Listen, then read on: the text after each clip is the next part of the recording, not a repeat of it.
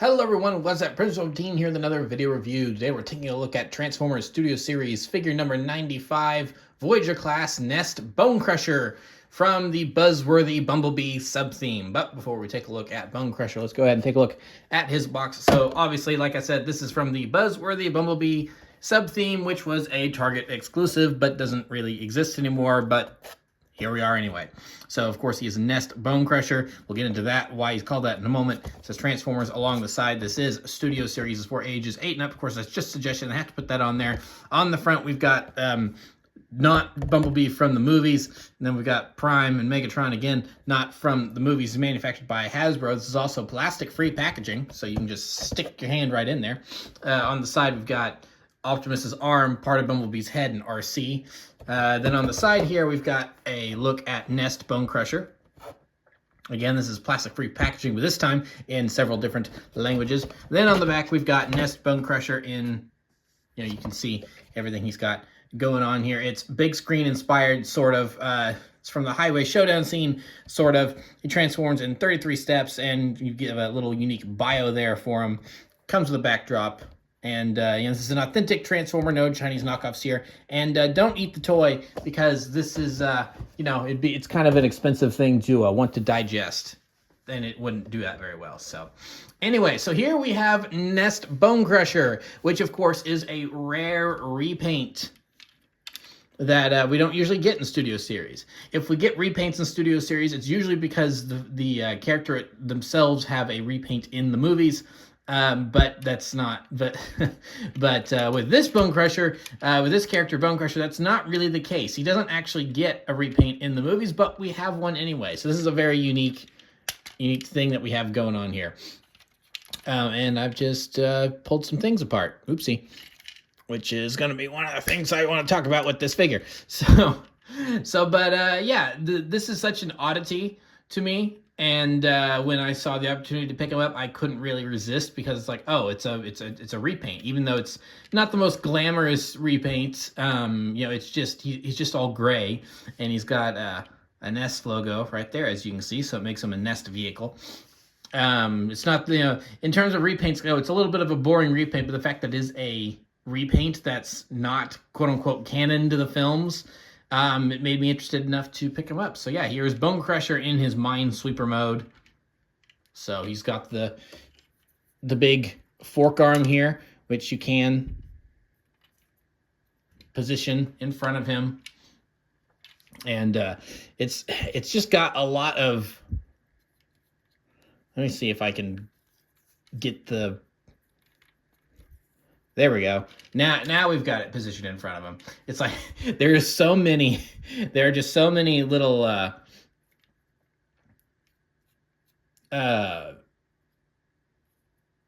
joints. That's the word I'm looking for. I confuse myself. There's so many small little joints on this guy that or on the big arm, that I'm kind of like, okay, well, which one do I need to turn now to get this the way I want to go? So yeah. So he has his great big fork. And yeah, overall the vehicle mode looks good, if not a little difficult to stay together, but we'll discuss that a bit more in the transformation. So, but overall he looks good. There's some nice small little details here. Obviously he's got the Nest logo right there, but then if you look closer, he does have his Decepticon logo right there, and All Hail Megatron picked out to look like an identification number. So that's cool. I do like that little attention to detail. So it's nice that they threw something in there, since this is not a canon appearance from this character in the movies. So overall he gets the job done for what he's supposed to be. He does it well. So now for comparison, we do have the Autobot. The Nest Autobot Ratchet. I did get this guy a while back. I never actually reviewed him, because it's like, I've reviewed 2 other Ratchets that are the exact same thing. It's just a different paint scheme, but he does transform into the same thing, but he's got Nest logos all over him. So if you do want like a Nest, like one of those Nest armored vehicles, he does kind of pull off that look well enough. So there he is next to Bonecrusher. They look like they belong. So that's good. ticking off that box. So yeah, that's pretty much it for the vehicle modes. Now let's get down to the transformation. Now, the transformation on this guy, I think, is good. It's just one of those figures where things don't really want to completely stick in the way that they should. As you saw earlier, like I said, I accidentally pulled some things apart. So what we want to do, first off, is we just want to get these side panels here untabbed, like so. Just bring those down and kind of out of the way. And then we're just going to go ahead and separate everything like that. And then we've kind of got the legs started. So we'll go ahead and move all this out of the way. Oh, I see that's become untapped. So moving that has untabbed this already. So it's not something that's terribly difficult to transform or to figure out how to transform. It's one of those figures that you do kind of figure it out as you go along, because everything just kind of goes the way you expect it to. So let's go ahead and get these arms kind of untabbed here. And they flip out just like so. It's just easier to do all this first. So I'll just go ahead and flip all of this up. Kind of like that, just scoops into place. So now Bonecrusher's waving his hands in the air like he just don't care. And then we'll just go ahead and get this. This is on a little double joint here. So we'll just move that down like so. And it doesn't really tab into anything. Just kind of sits there, which is fine, but I do kind of wish there was a more secure connection, but it does just kind of sit down there like that. So you can kind of see how this is going. So now we'll go ahead and bring his legs out like so. And then there's this little piece right here that we just want to bring down. And then the legs. Just move down like that. And we've got these little pieces here that are just kind of like little decorations. So just bring those down. And then all of this just comes up like so, and wait for it. There we go, there's the click.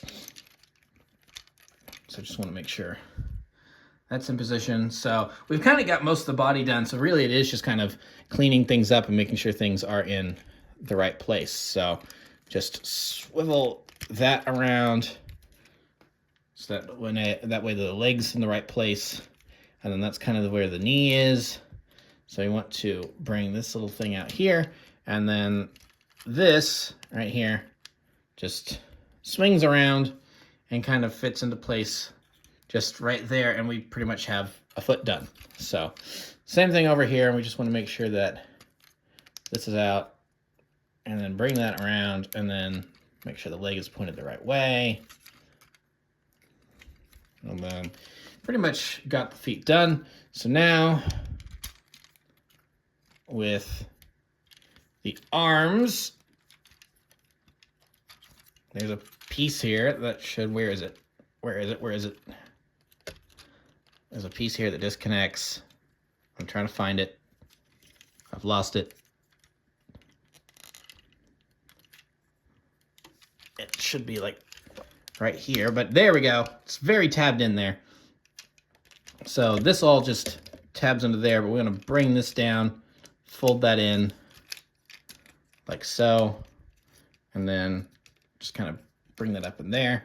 So then this gives us room to move the arm down, just swivel it around, and then bring that up, then position the hand however you like.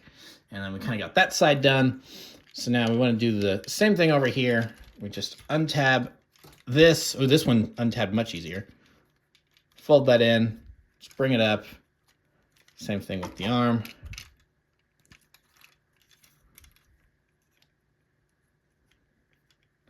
Fiddle with the hands.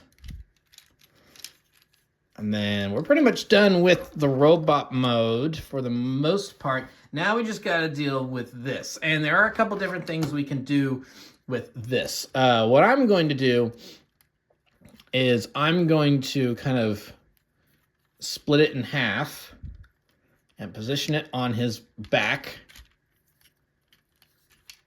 Kind of like so. So there's lots of different joints, as I was discussing earlier. just spin that around,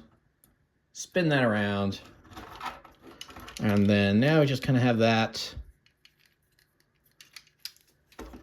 like that. And then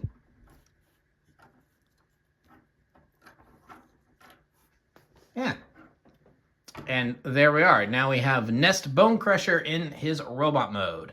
Overall, he's a pretty good looking figure. I do think I actually prefer this dark gray color he's in compared to the actual sand coloring that he appears in the first movie in. I think this actually, for Bonecrusher, I think this actually kind of looks a little bit better, even though it's, you know, not canon technically. Now I do have a couple gripes here.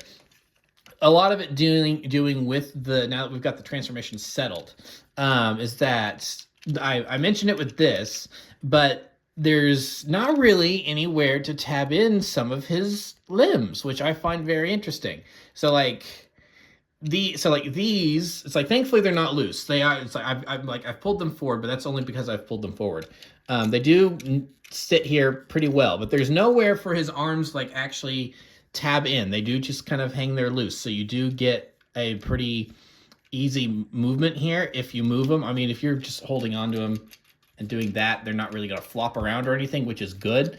But I do kind of wish that there was a tab connection or something in there to where you could get them to stay. But it's like, I mean, you can look, there's I guess, unless you wanted to put it on the wheel somewhere, to pin it in the wheel somewhere, there's not really, but there's not really, because they could put like a tab on here and it could have tabbed into the wheel. But yeah, there's just not really anywhere for the arm to tab in. So it does just kind of rest there like that. And then of course, this piece being all floppy, I'm not a huge fan of either. I wish it would sit a little more securely, because you can see that it just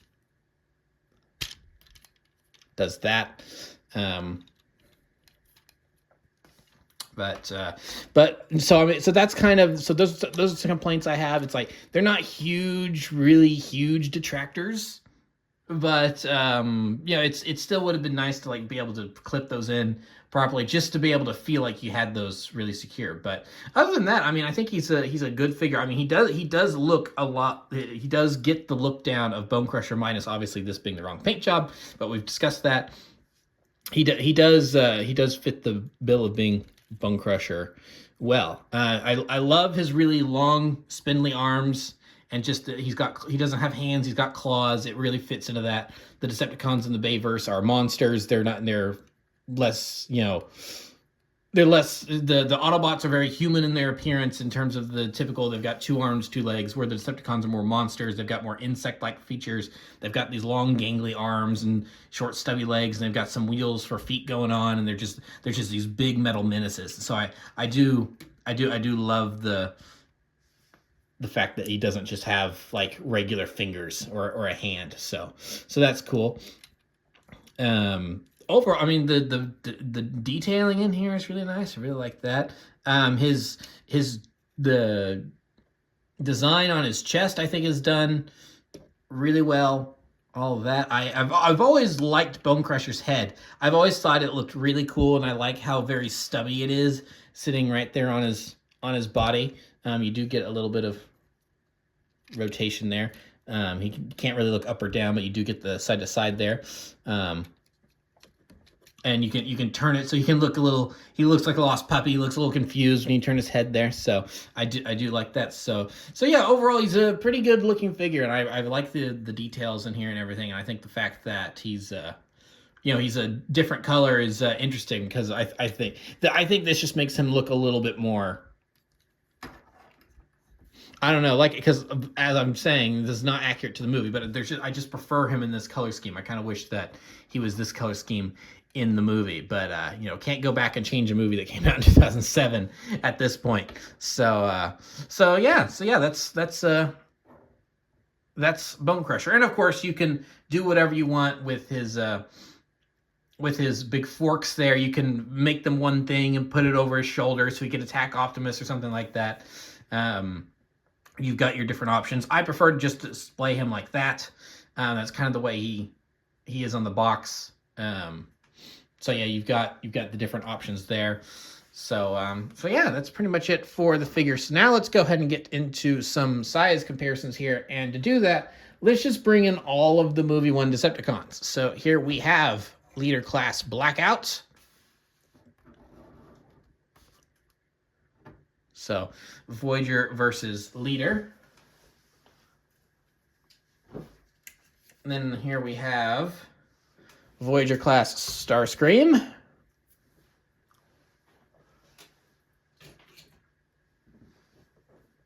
Voyager Class Megatron with premium finish. Then we have Deluxe Class Barricade.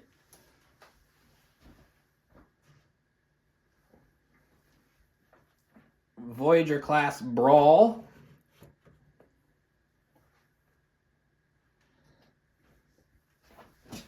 And then last but certainly not least, we have Scorponok. Unfortunately, we do not have a Studio Series Frenzy. I wish they would have given us one of those to go with Barricade, even though you'd be like, you know, yay big or whatever. But so yeah, there we have all of the movie 1 Decepticons in one form or another, because of course he's not the proper colors. But yeah, so that is our movie 1 Decepticon cast looking together, and I think the gray makes them fit in just a little bit more. He was always a little bit of the odd man out with the. I mean, I guess Brawl kind of is too with his green with the green on his tank, but that sand camo color was just also much more a little different than all the others. When you've got gray, black and white gray, it's like he just seems like he fits in a little bit more now. So yeah, I think they all look pretty good together. And of course, we're not quite done yet, because of course, inside every Studio Series box, even the Buzzworthy Bumblebee ones, we do get a display to put our figure on. So if I can get him out of the box here. It's a very spindly box. It's very paper thin. So here we have the scene from the first Transformers movie, the highway, where Bonecrusher and Optimus have their little fight, and Bonecrusher ends up with a splitting headache because there's a sword lodged in it. So yeah, we have Bonecrusher. So yeah, there he is on his display, and overall he's an okay figure. Like I said, I've got my gripes, the fact that there's a couple parts up there that just like don't tab in, and the foot assembly doesn't really want to stay tabbed in either. But he's pretty stable on his feet even when it's not completely tabbed in correctly, so it's not a huge problem. It's not like he's constantly falling over or anything. So I'll give down there a pass. And I guess I'm giving a pass up here too, because they've at least engineered it well enough to where his arms just aren't flinging around all over the place. But I would have liked some connections up there. But overall, not a bad figure, and I'm glad that they did do this repaint of him, because I've never really cared for Bonecrusher too much as a, I'm going to use air quotes here, as a quote-unquote character, because it's not like the Decepticons really had much character in the first movie. They were giant metal movie monsters. I think that works for the first movie. So the fact that Bonecrusher gets killed off very quickly, not really too much of an issue, because it's not like he really had much of a character anyway.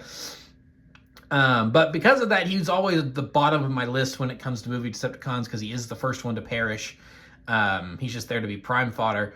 So when the original release of this guy came out in the movie accurate colors, I wasn't really too enthused. I'm like, I can skip out on Bonecrusher. I don't really care. But then they did this repaint, and I was a little more curious. And then the opportunity somewhat recently came up. It's like, hey, it's like you could get the Nest Bonecrusher, and I was kind of like, you know what? Let's go ahead and pull the trigger, and go ahead and jump on this. So I don't regret the purchase. I think he's a really interesting figure. I do prefer him in this paint job, and I kind of wish that Studio Series would do more repaints like this. Maybe not in all the drab gray Nest colors, because if they took literally every character and just re-released them in Nest gray, that would get boring and dumb. But I've been saying for a while we could use some repaints that aren't necessarily accurate to the, well, even then, it's like you could do some things, because again, I've been a proponent of getting a Deep Desert Brawl Studio Series release for a while. I would totally buy Brawl a second time in that color scheme, because he does show up in Dark of the Moon with that design for all of about 3 seconds. You can see him on screen when Prime does the great big charge down Whacker Drive or whatever in Chicago and just goes on a massacre. So he's there. It would technically be quote unquote canon. So they could do that. I would even be fine with some other stranger repaints. It's like if they wanted to do Rescue Ratchet and it's like, I've already got 3 Ratchets, but I'd totally take a 4th if they did them up in white and red in the classic G1 colors. So it's like, it's almost too bad that, that these repaints were stuck in Buzzworthy Bumblebee and were only in Targets, because I kind of wish they would do more repaints, and I wish that these did well enough to get more repaints. But even then, part of the reason I got Nest Ratchet to begin with is because I was at Target one day and they had like 15 of him sitting on an end cap marked down like 20 or 30% because they could not sell the Nest Ratchets. So now maybe that's because it's Ratchet and he's not too popular of a character when he's not in his accurate color scheme. So the fact that he was in a gray repaint maybe wasn't that enticing to people. Maybe they ordered too many of him and he did sell well, but they just had an overstock. I don't know what the issue was there. But I did feel bad for Ratchet, seeing that there were like 15 of them. I'm like, you know what? It's like 30% off. I'll go ahead and get the character again. And yeah, I think I like this. This is cool. And his face is very well painted. I love all the silver on there. So yeah, they did the same with Bonecrusher, and I don't regret my purchase of Bonecrusher here in the same Nest coloring. So yeah, cool figure. Could use some improvement, like a couple tabs up here, but it's not a huge deal. It's not like it destroys the figure. So yeah, that'll be pretty much it for this review. So thank you for watching. Remember to like, comment, subscribe, all that great stuff. Remember to follow me on Twitter and Instagram. Those links are in the description below, and I'll see you guys next time. Thank you so much for watching, and goodbye.